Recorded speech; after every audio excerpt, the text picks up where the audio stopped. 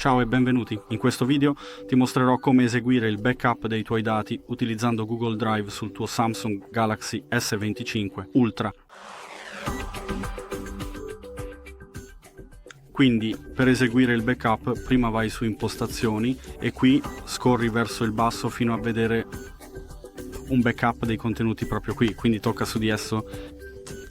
E come puoi vedere non abbiamo la versione Samsung Cloud dei tuoi backup o Google Drive, quindi premi semplicemente Google Drive e premi esegui backup. Io sto per aspettare un secondo o annullarlo se richiederà troppo tempo.